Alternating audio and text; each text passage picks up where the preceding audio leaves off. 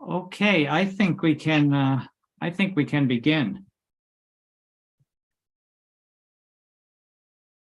So welcome everyone. My name is Paul Shannon, and on behalf of Massachusetts Peace Action, I'd like to welcome everyone to this webinar on, especially I'd like to welcome some of the young people I see out there to look at this incredible period of American history and what it means for us today. Carolyn Eisenberg's new book entitled Fire and Rain, Nixon, Kissinger, and the Wars in Southeast Asia is a compelling, meticulous narrative of the way national security decisions formed at the highest levels of government affect the lives of individuals at home and abroad. Caroline has, in order to write this book, has drawn upon thousands of declassified documents, none of which were found in Donald Trump's or Joseph Biden's garage, to illuminate the impact of the anti-war movement on the Nixon administration. In looking back at the Vietnam experience, she asks, do these events have implications for the present? So, let us look at this period of American history. What a time it was, both in terms of horror and in terms of inspiration and courage and commitment. Carolyn Rusty Eisenberg is a professor of U.S. history and American foreign relations at Hofstra University. She is the author of the prize-winning book, Drawing the Line, The American Decision to Divide Germany, 1944 to 49. She is the co-founder of Brooklyn for Peace and co-legislative coordinator for Historians for Peace and Democracy. Welcome, Caroline. The floor is yours. Thank you, and it's nice to meet you, even virtually, and of course, Cole, worked together many years ago during the war in Iraq. I think it's still many years ago. I'm very glad to be in this evening, and I'm also very mindful that, at least for some of the audience, this particular topic and this particular phase of American history, is very personal and very life transforming for many of us. I mean, for our generation, that war was a moral catastrophe, and a lot of our lives were spent, figuring out what to do about it. So, and then so many other folks who are, this is all news, but I'm hoping, we'll get to hear other voices as we go along. So we're beginning this webinar against the backdrop of an escalating, dangerous, and brutal war in Ukraine, in which the media daily reminds us of the extraordinary suffering of the civilians who live in Ukraine. Forgotten or never learned by most students I encounter is any awareness of historical parallels or historical precedents for what we're seeing now. January 27th marked the 50th anniversary of the Paris Peace Agreement, terminating U.S. fighting in South Vietnam. And under its provisions, the U.S. agreed to withdraw the remainder of its troops from the country, and within 60 days, all American troops would be gone, and American POWs would be permitted to return home. Importantly, there was supposed to be a ceasefire in place and a procedure by which the North and South Vietnamese would peacefully resolve their differences. 4 days earlier, before this agreement was actually signed, President Nixon went on national television telling the American people that, quote, all the conditions he had laid down have been met. After an extraordinary effort, the United States had truly achieved peace with honor. And he assured Americans that this settlement meets the goals and has the full support of President Thieu and the government of the Republic of Vietnam, as well as that of our allies who were affected. And he looked forward to a peace that lasts and a peace that heals. So it will be no surprise to anyone that nothing Nixon said that day was true. However, it became part of a more extended narrative that was peddled by the president and National Security Advisor Kissinger at the time and in subsequent years, which is equally deceptive. So I'm just going to very briefly relate that narrative, which we could call false fake news, a term famously coined by our previous president. So this was the fake news.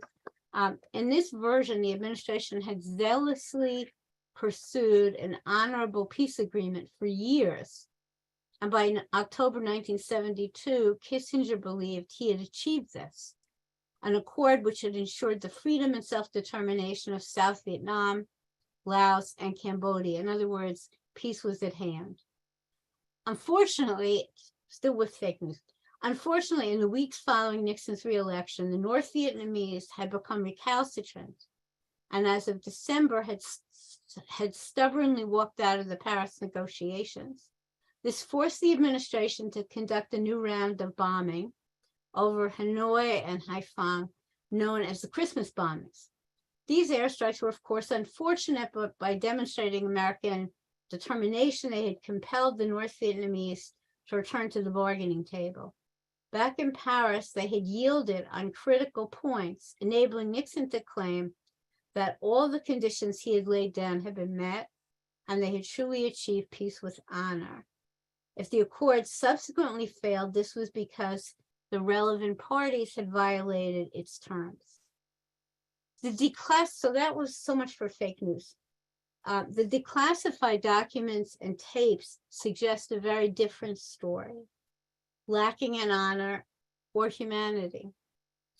It's obvious from the records that the Paris Accords were imposed on the South Vietnamese government, which despised its provisions from the outset. Its content bore slight resemblance to the priorities the Nixon administration had set from the beginning. Furthermore, none of the participants seriously believed the result would be peace in Vietnam. What it meant in real terms, I mean, that's really important. Nobody really thought this was the beginning of peace, or maybe people who believe Richard Nixon, but certainly for the participants, that was clear. What it meant in real terms was that the United States could extricate its remaining troops in some face-saving way and get the prisoners home before the fighting resumed between North and South.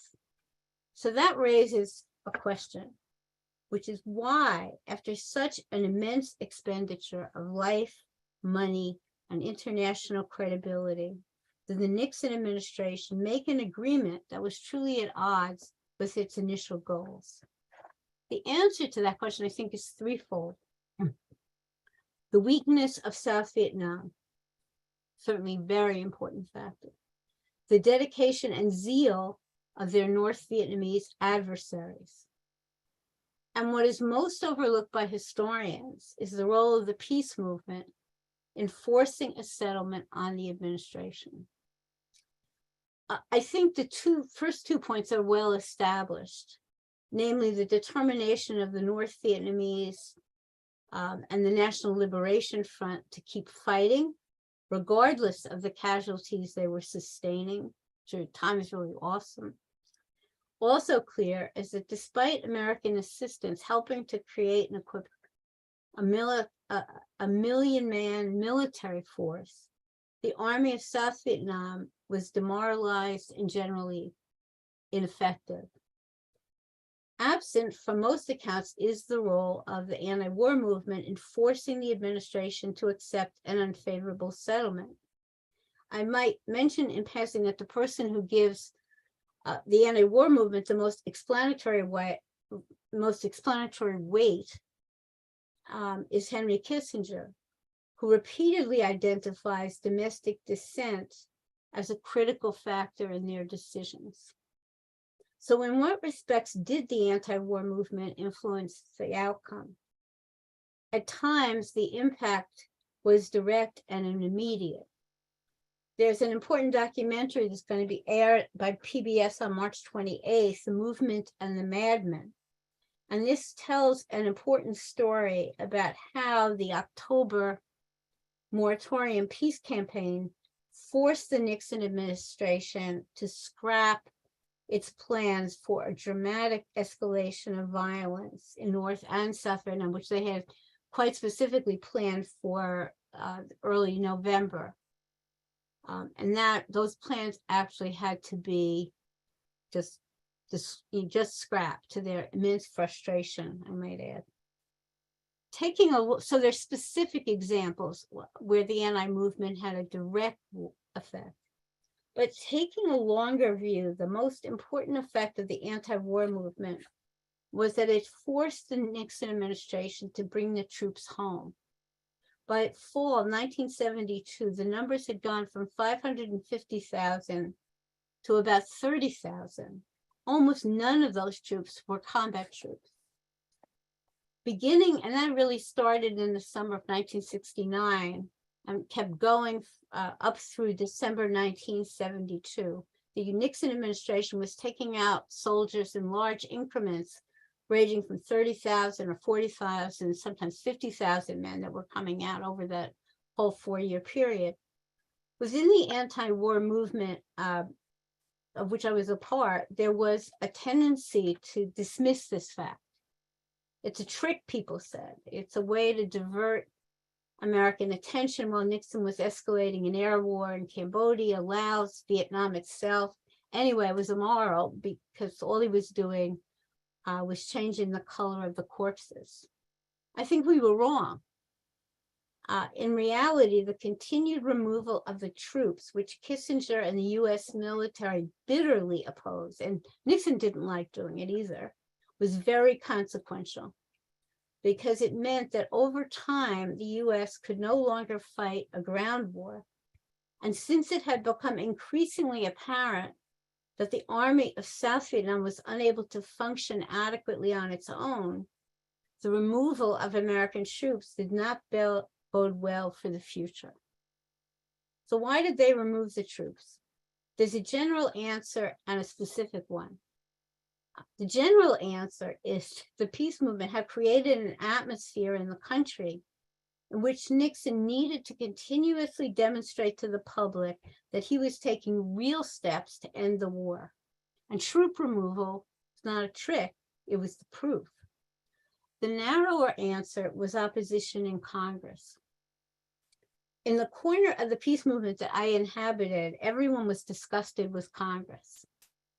Year after year, anti-war resolutions were introduced, eloquent speeches were made, and inevitably, those resolutions were voted down and more money appropriated for war.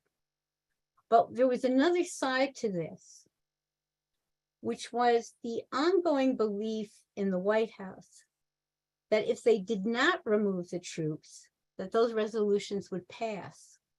In other words, the potential of unfavorable congressional action was forcing a change in administration policy.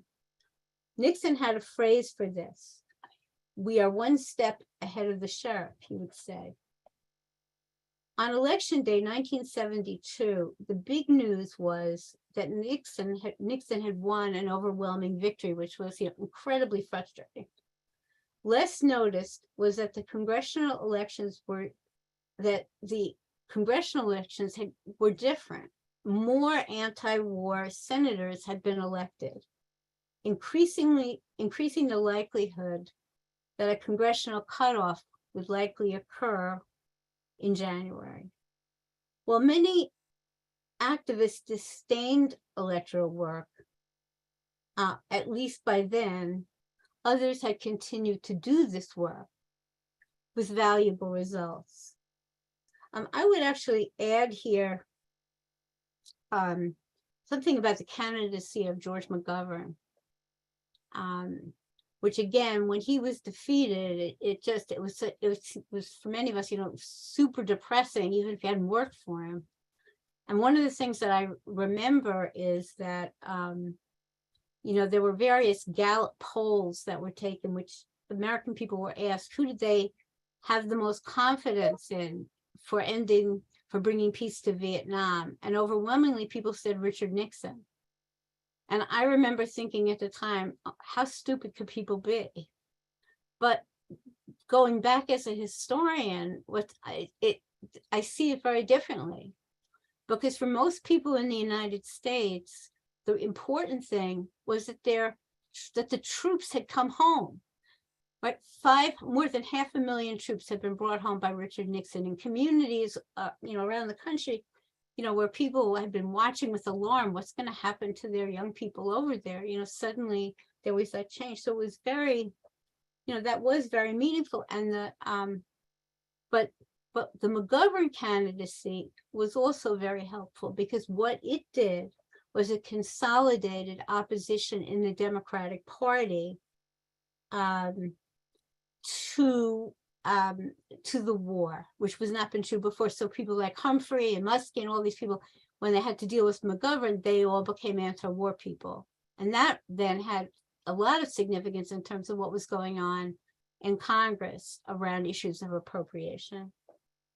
In thinking about the role of the anti-war movement during this time, I want to offer one other observation, which might be greeted with skepticism by some, which is that the peace movement made Richard Nixon hate the Vietnam War.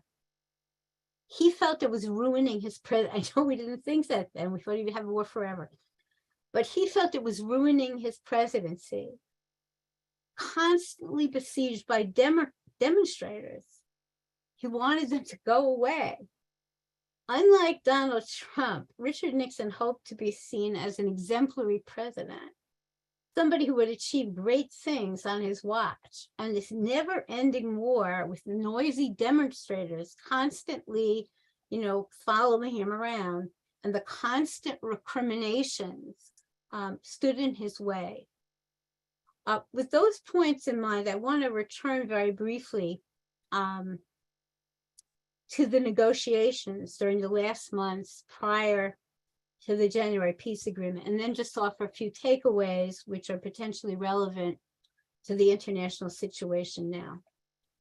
When Nixon entered the White House, he fully expected to end the war quickly, with a negotiated settlement resulting in mutual troop withdrawal and the retention of the two government in power, at least for a time. That's what he thought.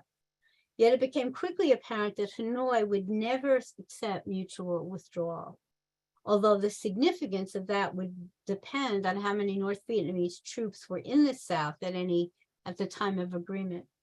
So the real sticking point for 2 years was the retention of the two governments, with the North Vietnamese insisting on its removal. For Nixon and Kissinger, that was a non-starter, because to remove two would be to admit defeat. On that critical point, peace talks were frozen until October 1972, when the North Vietnamese seemed to agree that that President Thieu could remain in power, at least for the time being. Hanoi's change of heart has been variously explained,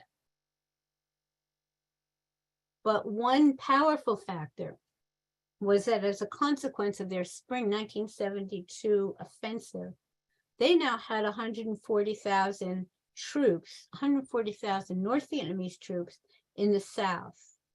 And in all likelihood, this was by far the most soldiers which had been in the South during the past decade.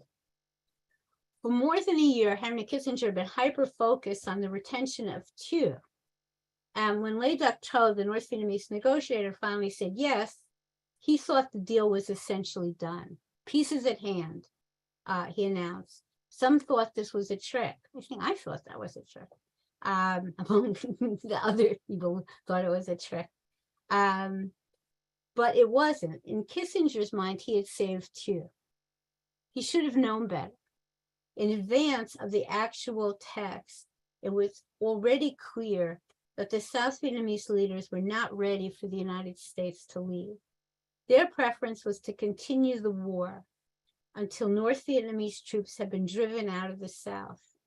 But Richard Nixon was done, telling Kissinger and his NSC deputy Al Haig, I'm quoting Nixon now, "This war has got to stop. I mean, that's all there is to it. We cannot go along with this sort of dreary business of hanging on for another 4 years. It's been too long. It's been too long. I mean it." It was time that Hugh realized that any American engagement had to be approved and funded by Congress. In the last go-around, this is Nixon making this point, the money had scraped through the Senate by only a 2-vote margin. When Hugh finally saw the agreement, he and his colleagues were appalled. Quote, "We are on the edge of catastrophe, on the brink of an abyss," Hugh tearfully said. And when Nixon was informed of this reaction, he was disgusted by the ingratitude. Quote, "When you think of what we've done for him on Cambodia, what we've done for him on Laos, what we've done on May 8th, Jesus Christ, he owes us one now and he owes it damn fast."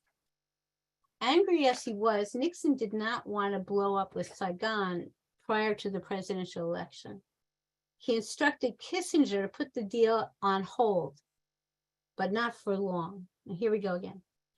"Henry, let me tell you this. It has to be with honor, but it also has to be in terms of getting out. We cannot continue to have this cancer eating at us at home, eating at us abroad. I'm not going to let the United States be destroyed in this thing. Those little assholes are not going to do that to us." When the Paris negotiations resumed in late November, Kissinger attempted to conciliate General Thieu by introducing 69 mostly minor modifications to the agreement that he had reached with Le Duc Tho. Perhaps some of those would be acceptable, he thought. However, back in Hanoi, members of the Politburo were furious, believing that the Americans had tricked them in order to get Richard Nixon reelected as president.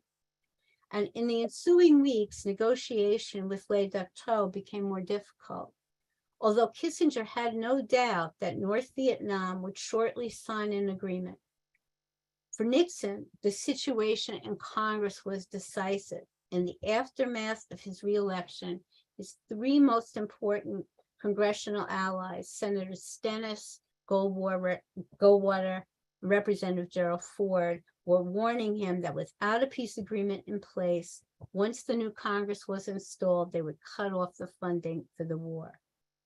The temperature in both North and South Vietnam were at a boiling point. In Saigon, General Thieu had given a scolding address to the South Vietnamese people, denouncing the impending agreement as a, quote, "cunning, crafty trick." If this agreement went into effect, quote, "the annexation of South Vietnam through military means will only be a question of time." While in Hanoi, the Politburo was enraged by the continued U.S. bombing of their territory south of the 20th parallel, as well as the flood of American weapons, tanks, planes, trucks that were pouring into South Vietnam under a program called Enhanced Plus. Ordered by the Politburo to return to Hanoi, so this is now again December 72, Le Duc Tho informed Kissinger that disagreement had emerged between his delegation and officials at home, requiring in-person consultation. He was leaving his team's experts to continue ironing out the technicalities with the Americans, but he assured Kissinger that a peace agreement was within reach. In other words, Le Duc Tho was not breaking off the negotiations, which was a lie that kept being spread by the administration. Kissinger returned to Washington furious at Hanoi's negotiators, however. In talking with I almost said Hitler by mistake, but the person is Nixon, quote, What we're seeing now is their normal negotiating habit. This is the North Vietnamese. They are tawdry, miserable, filthy people. They make the Russians look good. Supported by Al Haig, he now recommended 7 days of B-52 airstrikes on North Vietnamese cities that would be followed by a pause. Nixon was in a bind. It was really Kissinger was pressing for the bombing at that point. But Nixon was in a bind because top officials and politicians were continuing to warn him that if the White House escalated its activity, Congress would was going to cut them off, was going to cut off the appropriations. And after all, this was really Hugh's fault. If, as Nixon said, if that son of a bitch hadn't insisted on total victory, they could have made the deal months before. Pressed by Kissinger and Haig, the president orders the bombing of Hanoi and Haiphong to commence on December 18th and last until the new year. Yet and I suspect that many folks on this webinar, will, remember that.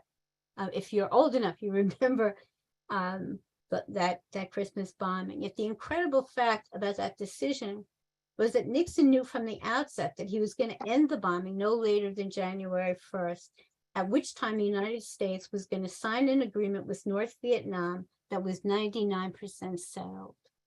And so the Christmas bombing began, wreaking havoc across the city, especially in Hanoi. Nixon and Kissinger had developed a preference for B-52s because of their powerful psychological effect. And this is a Kissinger quote, having crossed the Rubicon, the only thing we can do is total brutality, said Kissinger. What's killing us now is we have neither a settlement with Hanoi nor a settlement with Thieu. This was happening because, quote, the South Vietnamese president is our beloved ally, because the South Vietnamese president was an unmitigated, selfish, psychopathic person, son of a bitch. And since the bastard can't figure out how he's going to stay in office in a free political contest, he has effectively undermined the American position. And so the American bomb, beginning on December 18th, American bombs were falling on the people of Hanoi. In the downtown area, observers saw piles of rubble, all that was left of an apartment building and a bomb shelter. I was thinking about this, when there was that publicity about the Russians bombing an apartment building in Ukraine. You saw these horrible pictures of people seem to be having a normal experience, and suddenly the Russians attacked their home. But this was also what happened in Hanoi. Women were pouring through the debris. These houses, I think it was something like maybe 2,000 houses were destroyed in that bombing in that week's time. Women were pouring through the debris looking for their missing children. Then on December 23rd, the North Vietnamese government announced that Bach Mai Hospital, their largest and most modern facility, had been destroyed by 2 separate B-52 raids. In Washington, the Pentagon was refusing to acknowledge that these attacks had occurred. But when foreign observers got to the site, any doubt was removed. Everything was smashed. There were people racing all around, carrying bleeding patients piggyback out of the debris. Using cranes, bulldozers, and in some cases their own hands, rescue workers were combing the rubble for victims. One of the things when I was writing about this, one of the things that I learned that I didn't really know at the time was that there were actually 4 Americans in Hanoi, just 4. One of whom was Joan Baez, another Telford Taylor, another Vietnam vet, Barry Romo. There was a 4th, was a chaplain at Yale. It was not William Sloane Coffin. Sorry for losing that name. They had come to Hanoi because they thought that everybody expected the war was going to be over. They had the permission of the North Vietnamese government to deliver letters and presents to the people, to the soldiers that were imprisoned in Hanoi. When that was supposed to happen, they expected it to happen. When they arrive in Hanoi, suddenly American bombs are falling on the city. And they end up in a hotel with all other foreigners who are present in the basement in a shelter. And it's actually incredibly terrifying that, especially the first couple of nights, they had no confidence that the hotel would be standing.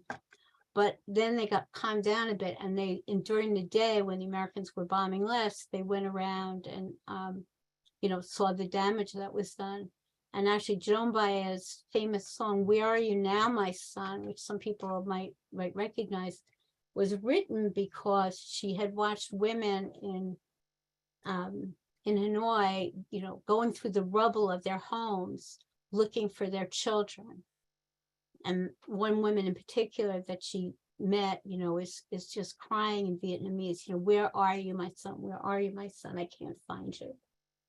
Around the world, people were learning about the Christmas bombings from their diplomats in Hanoi or those journalists who were there. It did not improve the international atmosphere that American bombers had accidentally struck the embassies of Egypt, Cuba, and India, along with 2 foreign ships in Haiphong Harbor. There were, official complaints from West European governments and numerous denunciations in the foreign press. I won't read them now, but I will just quote one editorial from the New York Times from that period.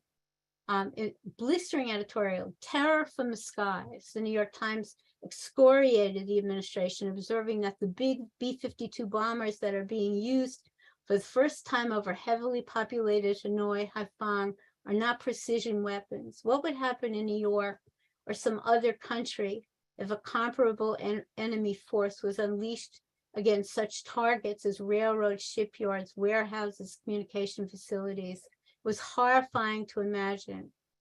If another nation had behaved in this fashion, it's an interesting quote, "If another nation behaved in this fashion, the United States would be the first to commemorate it." And New York Times refers to this as terrorism on an unprecedented scale. Although they lied about this, these Christmas bombings, officially Linebacker 2, that's what they're called, accomplished nothing. It did not induce the North Vietnamese to change their position in any significant way. The outlines of that accord had been in place since October 1972. Ironically, on the day that the bombs started to fall on Hanoi, Le Duc Tho actually received approval from the Politburo to proceed with the agreement he had made with Henry Kissinger. Nor did the bombing make the South Vietnamese any happier either, despite Nixon's desperate wish to have a signed agreement before his inauguration. The Thieu government denied him that wish. The reality was that the proposed settlement was disadvantageous to the unpopular South Vietnamese regime. With thousands of North Vietnamese in the South and the estimated and the provisional revolutionary government actually exercising temporary political authority in the areas where those troops were, the prospect seemed grim.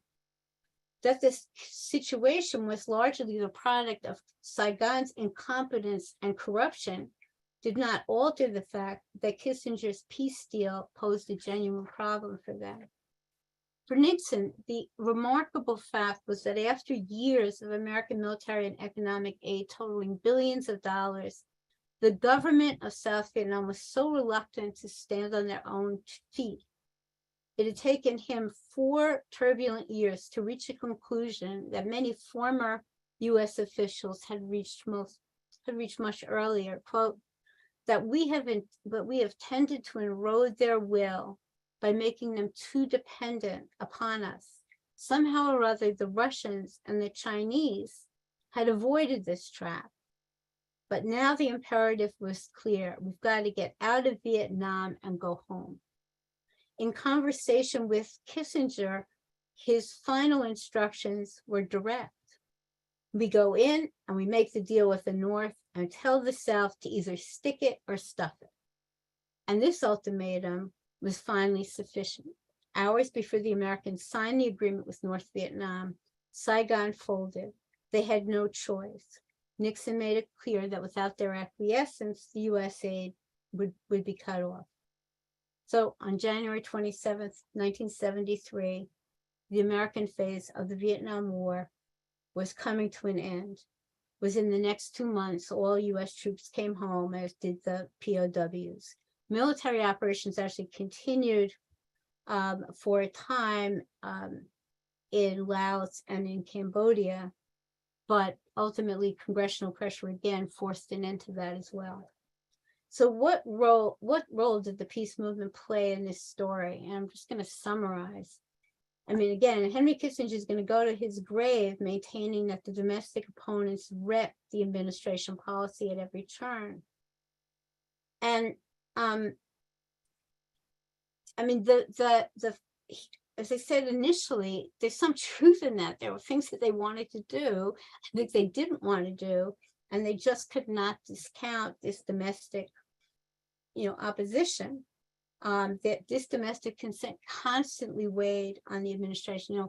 Nixon liked to say when there were big demonstrations and, in the United States, he was paying no attention. He was bowling, he was playing cards, he was, watching television, but that really wasn't true. I mean, the fallacy of Kissinger's complaints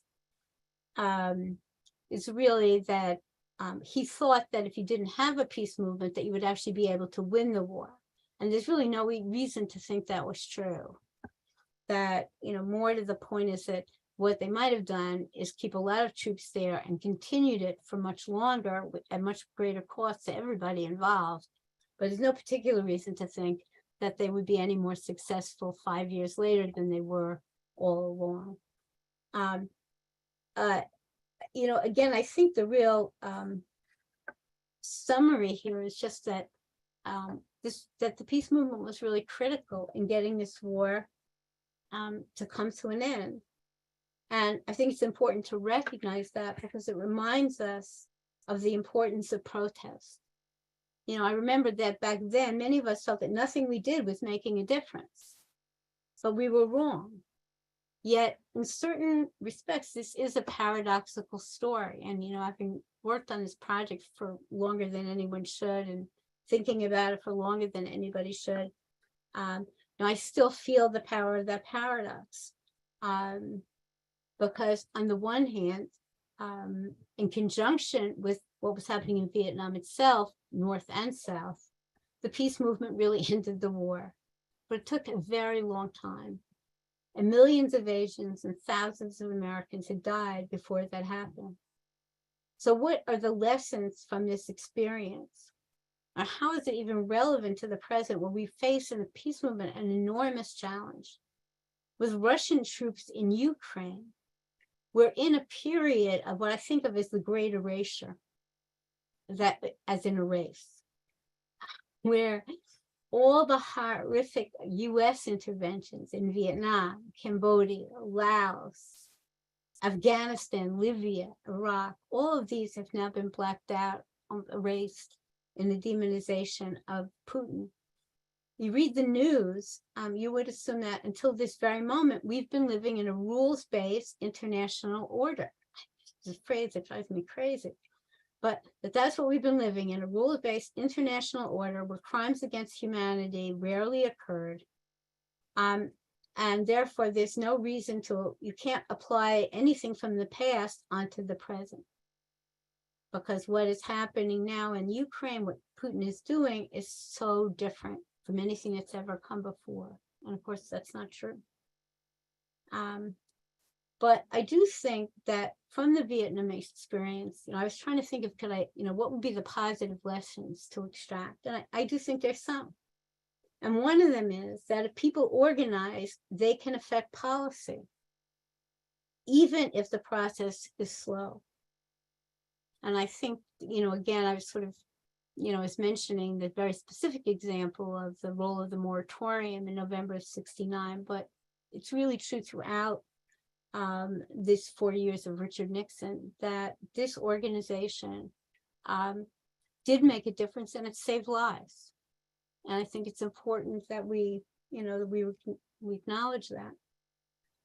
I think another lesson from this is that engaging the political system, whether in presidential or congressional elections, is meaningful, even when the results seem disappointing or even infuriating.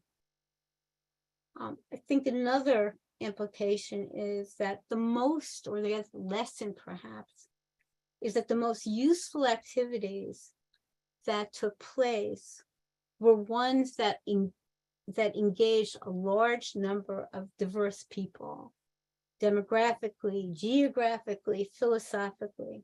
Again, I mean, the real power of the 1969 moratorium was exactly the breadth of the protests that went on in little towns that had never had anything happen, for populations of people that had never, been to a demonstration, in their lives. But one of the really genius things about the moratorium, and I think it's still a lesson for now, is that they prioritize the idea that there would be activities, that they could be all kinds of activities, but they should be ones that lots of people would be comfortable with. And because that was the approach, they were able to recruit lots of people.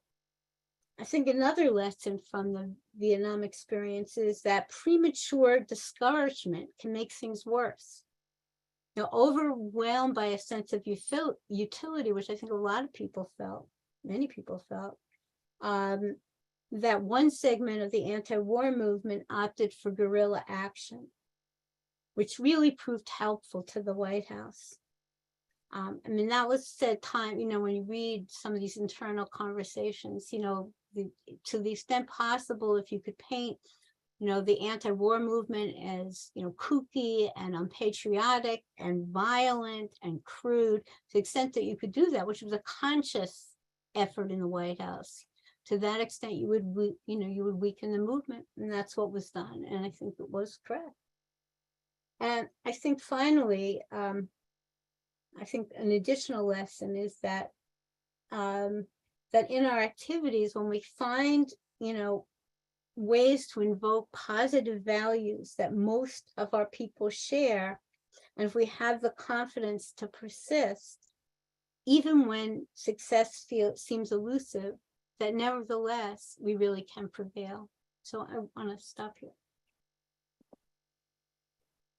Well, thank you, Caroline, for that sweeping overview of this period of time and the interaction between the peace movement, Congress, and the Nixon administration. If people would like to ask a question, if you could go to the reactions button down at the bottom of your screen and hit the raise hand function, we will call on you and unmute you after you're called on so that you can ask your question.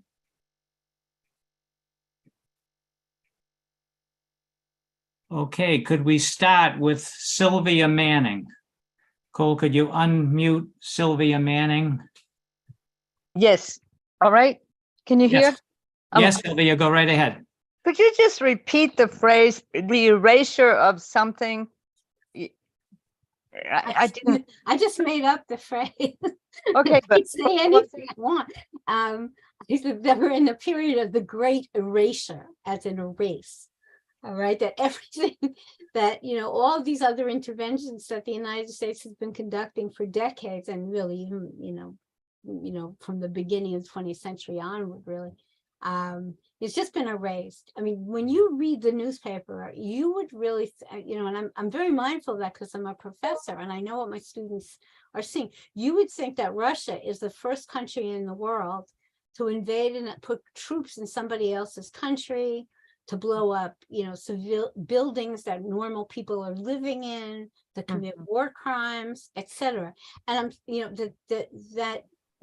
that what is totally lost in that is what our role has been.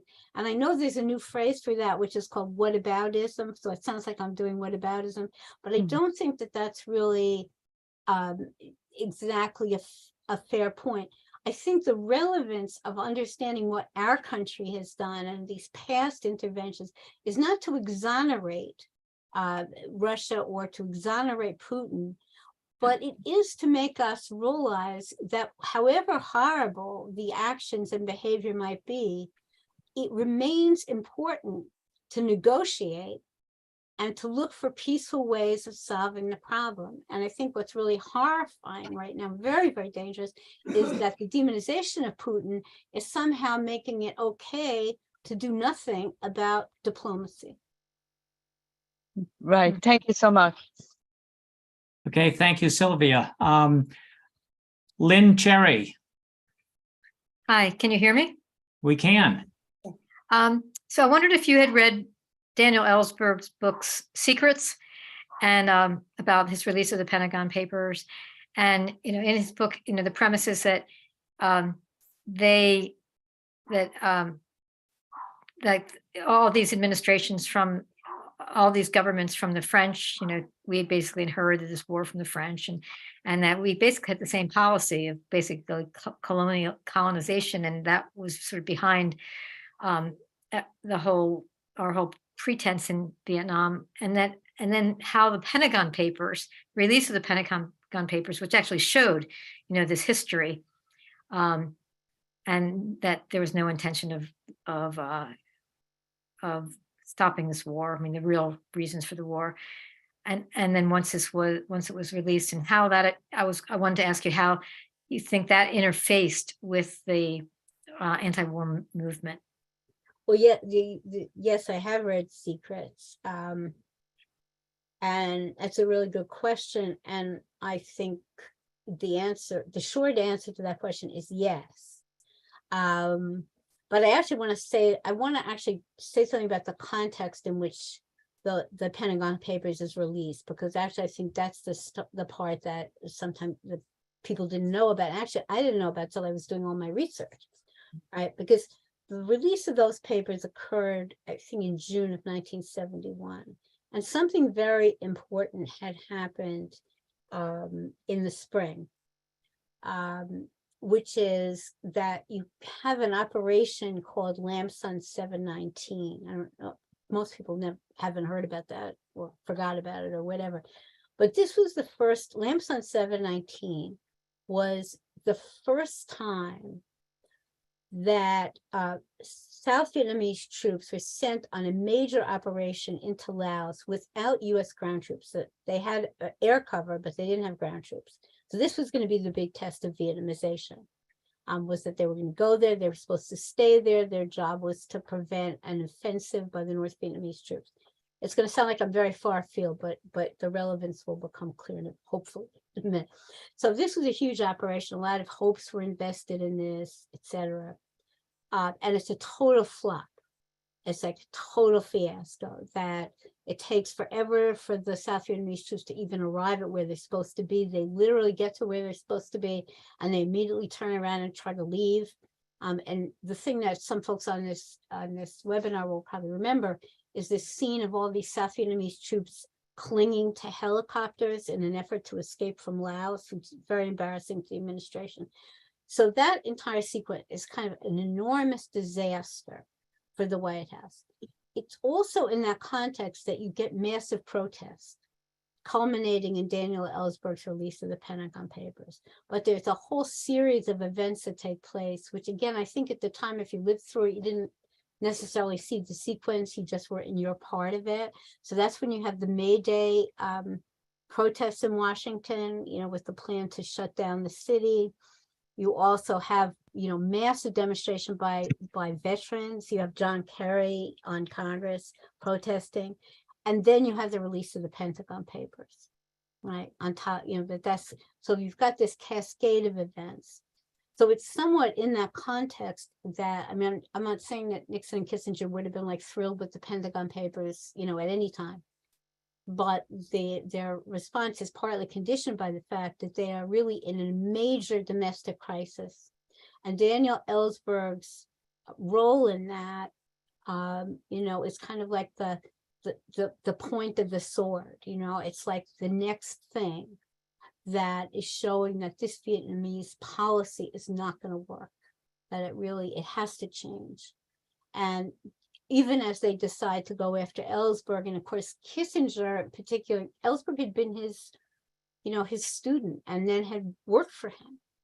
And of course, Kissinger's always worried that Nixon doesn't approve of Jews and doesn't approve of his staff. So, Kissinger gets really nasty about this.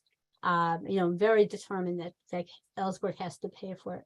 But yet, so my answer to your question still is yes, that the release of those papers was very important. There's also been the whole conflict with the press over publishing those papers. So it comes in that whole context. It is the administration in that summer of 71 is really in the most vulnerable position it had been throughout the entire period they were in office. So yes. And of course, going after Ellsberg led to breaking into the Watergate. Correct. Which in turn ends up having Nixon resign a couple of years later. Right. Amazing. Let us go now. Thank you, Lynn, for the question. Next, go to Laura Gibney. Laura? Hi, thank you. Yeah, you mentioned that the anti-war movement was very diverse and across many different ways. And I just wanted to follow up on that in a bit, because I think it's something that has resonance today, because people have talked about having a more diverse anti-war movement. We see Republicans who are opposing further funding for Ukraine. And I was just trying to figure out how, if you had much ideological diversity, and did you in the anti-war movement have a lot of real conservatives as well as more liberal people? And if so, how did the working together work? That's something I've often wondered about when people say now we should be working with these Republicans or libertarians. How does that actually work? We recently had a rally in DC, and there were a lot of problems with it because it tried to bridge different ideologies, and a lot of people couldn't take it. They couldn't accept people who didn't agree with them on other issues. So I guess I'm just wondering, in the Vietnam War, did you have ideological diversity in the anti-war movement, and how did you work together? What form did that take? Well, it's a very good question. I think I don't want to go too far about the demonstration that just happened in Washington, because I think there were a number of questions about about that demonstration, not just the question of working with right-wing people, working with conservatives, but also questions about, the temper and tone of that particular event, in the context of this Russian invasion. So I'm just saying there's a bunch of problems that aren't just exactly about left and right. I actually think in some ways that, that the Iraq experience is interesting because Cato in particular, was very, and the people around Cato who I personally, I actually work with some of them. So, I might be prejudiced or I might be more accurate.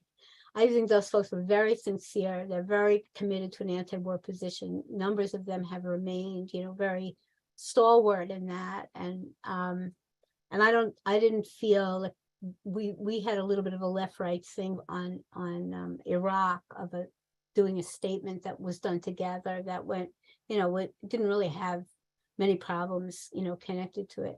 But I think it's hard to put that back into the anti-war movement, because when I was talking about diversity, I didn't really mean, necessarily Republicans and Democrats or conservatives and liberals. I meant that there, that there were numbers of points in the war, and certainly in the Nixon years, when just a wide variety of people, whatever they were, whether they were Republicans or Democrats, whether they were, the moms of soldiers overseas or people who are physicians, or, that on the occasions when you could just get, a wide variety of people whose essential concern was that killing had to stop. Right, that's what you cared about. That thousands and thousands of people dying, and going on for years, and that somehow that got through to you wherever your other beliefs are, whatever your job was. So there were moments. I'm not saying that every person in the United States was like that, but there were really moments where people who had never done anything, right, began to become active, and just very quickly as sort of append to that, I think one of the things I have in my book, which I learned about for writing a book, was about Kent State. Now Kent State was really a working class college, and a lot of the participants in those demonstrations, there were vets who were participating. There were lots of students who had family members abroad, but somehow or other, found a way to participate.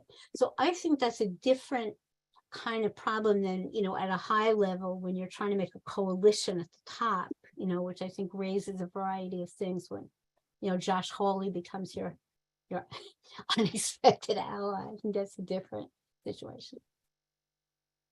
Thanks, Caroline. That's a very interesting answer there. That diversity there and the role of the soldiers especially was absolutely critical. So let's go on to Moji Aga.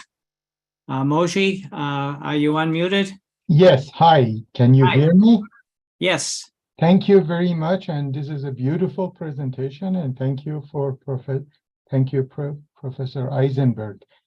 When you said the thing about that when some in the peace movement resorted to guerrilla tactics, and that was abused or used to paint them as violent, my heart leapt out because I'm an Iranian American peace and democracy and human rights and earth activist. And today in Iran, these days, the regime is precisely doing that in order to radicalize and to push the nonviolent Mahsa movement to become violent because they want to use it against them. So thank you so much. I wanted to take the opportunity I recently started this initiative called Iranian Nonviolence Initiative. And I'm going to send the link in the chat.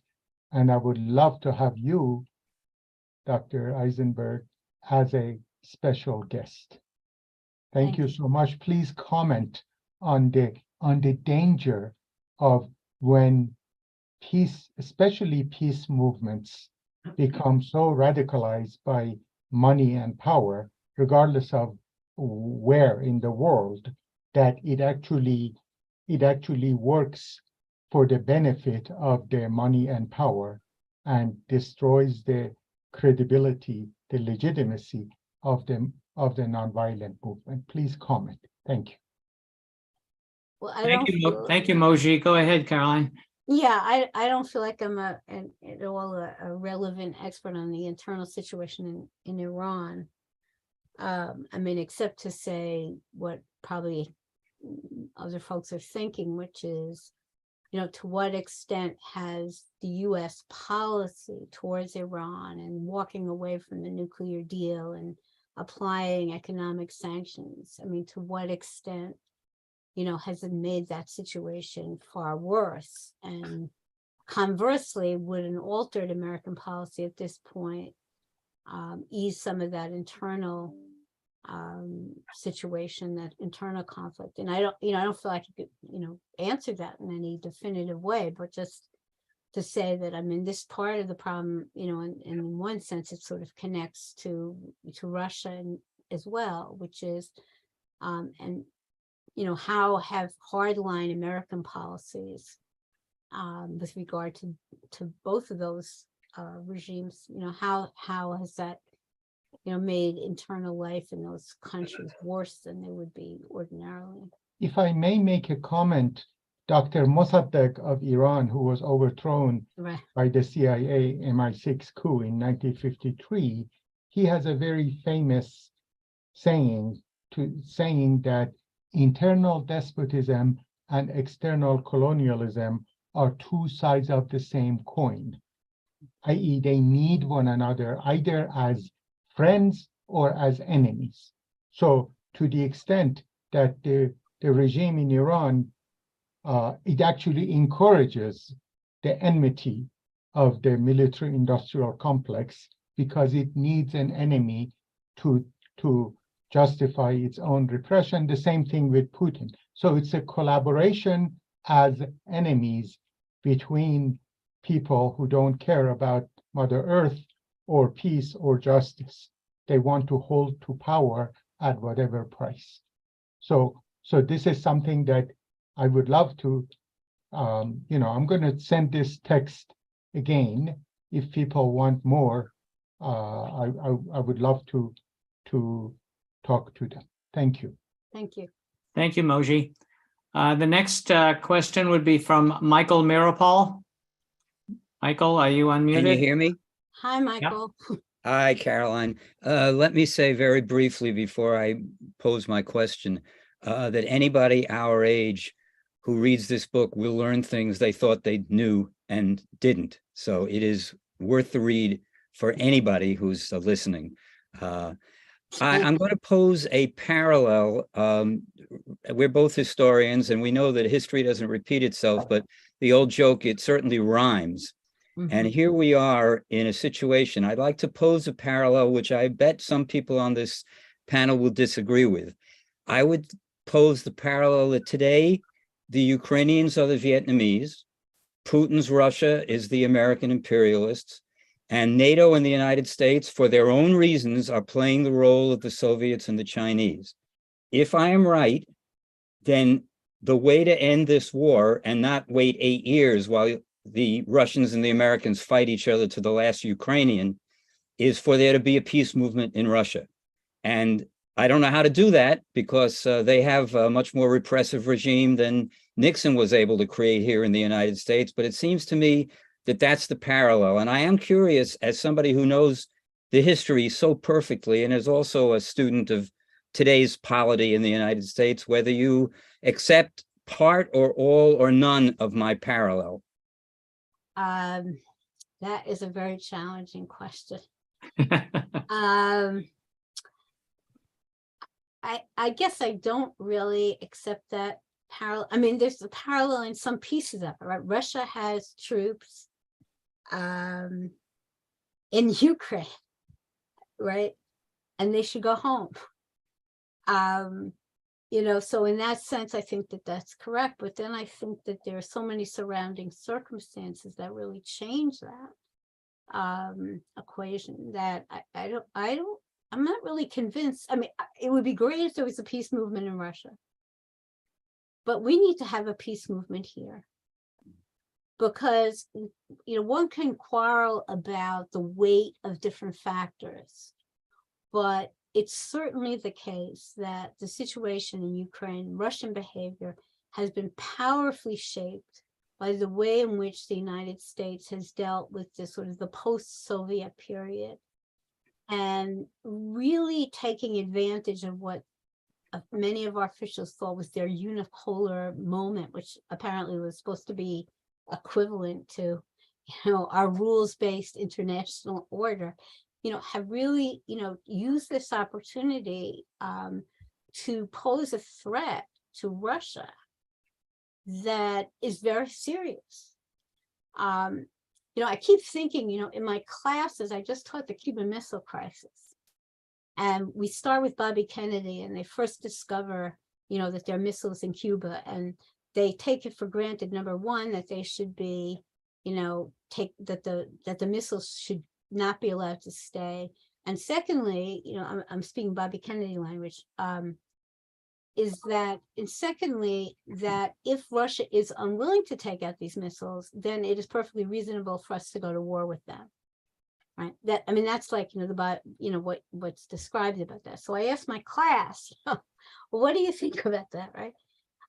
Do you think it's reasonable to risk or have nuclear war because Russia has possibly missiles 90 miles from Florida? So everybody in this webinar can get, my class overwhelming. Oh, of course we should go to war. If Russia wouldn't take it out, fortunately Khrushchev took them out, but how can you have a threat on so close to the border of the United States? And I think to some significant degree, not to justify what the Russians have done, but to explain it, is that the security threat by NATO and the United States is really serious. And, going back to the early 90s, how many people warned Bill Clinton, right, that that trying to expand NATO, and certainly I'm trying to include Ukraine in NATO, that these would be disastrous policies that would produce a very severe reaction. And again, the problem is that those of us who make that point are immediately accused of being apologists and that we're sympathetic to Putin and everything else. And that isn't my position. But I do think that the responsibility of the United States for this crisis is very substantial. And that part of the diplomatic road out of it, it always gets presented as, oh, well, we're going to force the Ukrainians to do A, B, and C. But part of what has to be on the table is our role, and the entire security structure that is existing in Europe has to be discussed. So now I'm just going to let other people argue with you. Okay, thanks. Continued. Yes, it certainly will be. Thank you, Michael. Thank you, Carolyn, for your response.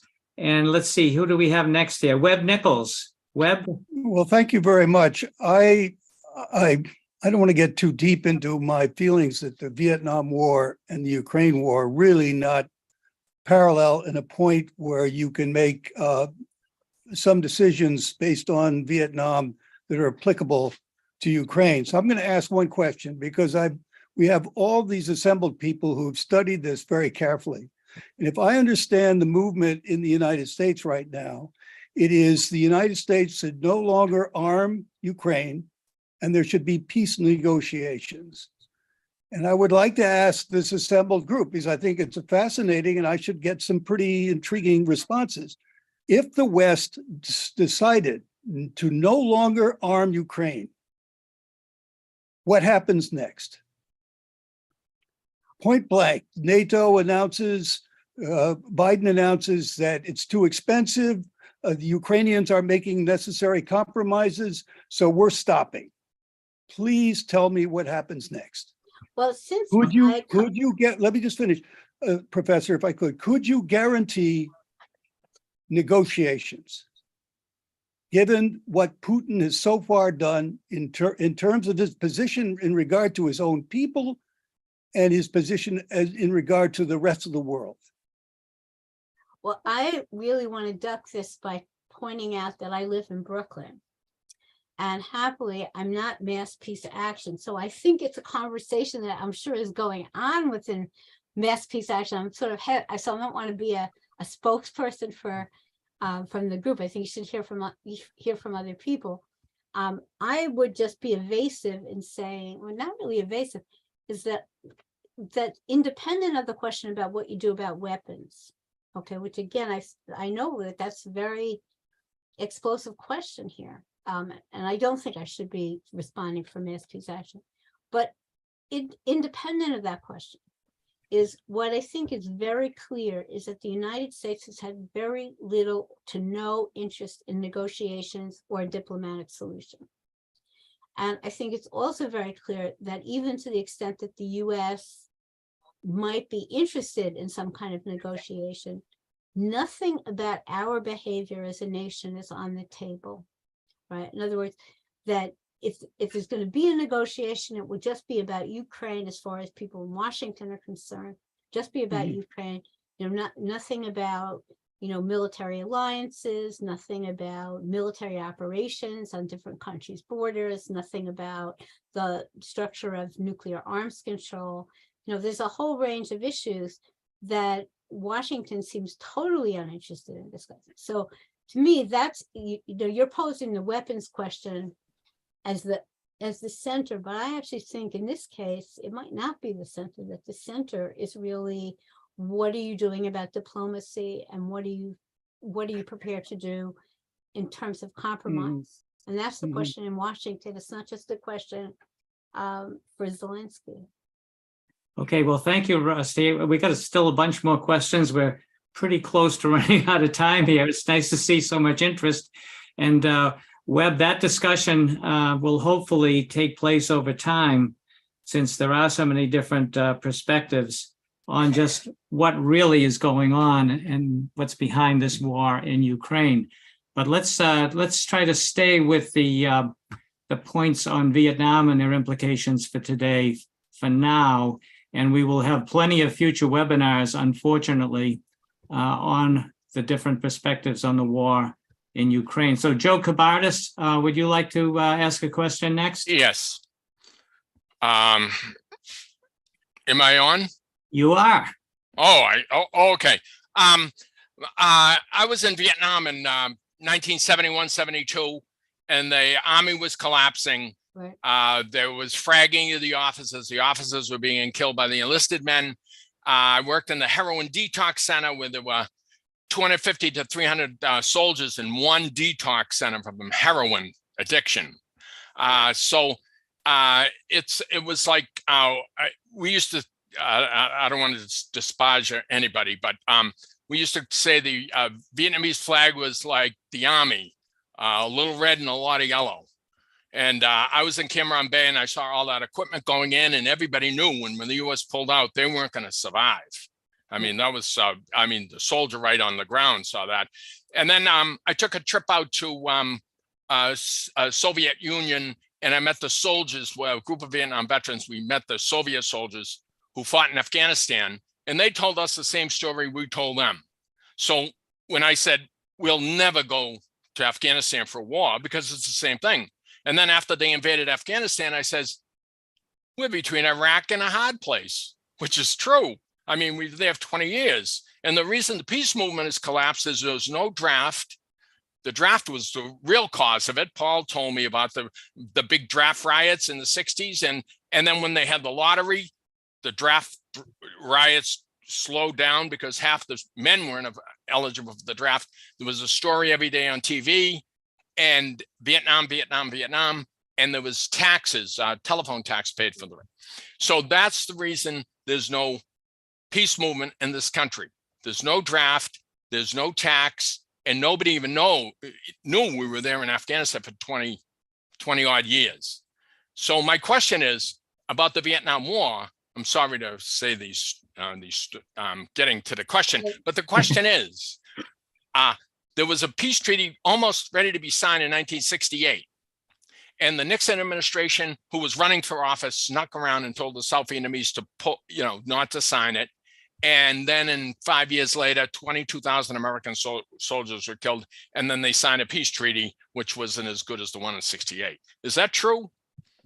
Can I, let me address that. I hate to be a defender of Richard Nixon, but the short answer is it's not true, but I will say what is true. Okay, because there wasn't a peace treaty in 1968. What there was, I mean, they weren't even close to a peace treaty. What there was a decision to begin negotiations, and what were the conditions under which formal negotiations could actually begin. And that's where you had all this discussion about, the table, because it was going to be 4 parties, and what would the shape of the table be, and what would be the role of the South Vietnamese government, the PRG. So there have been a lot of hassling about that. But the agreement that you're referring to, or the understanding, is that the Johnson people had finally thought they had come to a deal about how negotiations could start, and they announced that they had that deal and that negotiation, and that everyone was agreed on it, including Saigon, and that now negotiations could go forward. And what then happens is, and this is the part that what you said is accurate, is that the Nixon people contacted the South Vietnamese government, and they did it, and they had various ways of doing that, and essentially said, don't agree now, Nixon will give you a better deal. And that was, very expressive of the cynicism of these people. It was successful because, I mean, the concern here was to make sure that Hubert Humphrey wasn't going to win the White House. And we sometimes forget, Humphrey was very close to winning the White House in 1968. So this was a partisan thing. And the fact that the Nixon people did that, and with Nixon's knowledge, it was obviously despicable. But it isn't really the case that we were close to peace. I think we were actually, quite far from that for a variety of reasons. But thank you for the question. Oh, thank you very much. It was a great lecture. I really enjoyed it. And I'm looking forward to the book. Thank you. Thanks, Joseph. And Joe, thanks for all you did to end that war. Right. Thank you. Yes. So let's say we're pretty much out of time, but we still have a lot of people on it. If people don't mind, I'm going to just ask Paul Croce and Kenneth Mayers to follow one another with very quick questions and then have Caroline wrap it up. Is that okay with you, Caroline? We hope. It depends what the questions are. Okay, so let's go Paul and Kenneth. Okay, I'll be quick. I hope you can hear me. I think of your presentation makes me think of Tom Lehrer's line that the left did not persuade, but we sure wrote the very best songs. And here you're showing that the left did persuade. Yeah. Do you perceive that a lesson of your work is to persist even when it looks like you're being ignored? Yes, although I mean, it's not an endorsement of being ineffectual for, forever. Just because I'm not, Not to be ineffectual, yeah. just because I'm not succeeding, I must be doing something right. But, Right. it was interesting because, during the Iraq War, I mean, one thing that happened was, I was working for United for Peace and Justice as one of their legislative coordinators. And one of the people involved in that, apart from Cole, who was a very constructive person in that process, was Tom Hayden. And I hadn't known Tom Hayden except, was impressed in the abstract, but we kind of ended up in the same place in these national conversations of having the view that just because the resolution doesn't pass, doesn't mean that you're losing. And I, sometimes I think no one agreed with that, but but I think in the case of Congress, and especially, once they started reading the records of a lot, or, there's so many documents, you go crazy, but, is to really see that the dissent in Congress, really made a difference. And it was important, even if you were losing formal votes, and it is absolutely true that for the Nixon administration, that congressional opposition was absolutely central. Good. Thanks, Caroline, and thank you, Paul. We can move on, go a lot further with that if we had time. Next is Kenneth Mayers. Last question, Kenneth. Well, it's not really a question. I just put in the chat a link to a very thought-provoking op-ed piece called "This War May Be Headed for a Ceasefire" by Sergei Rodchenko.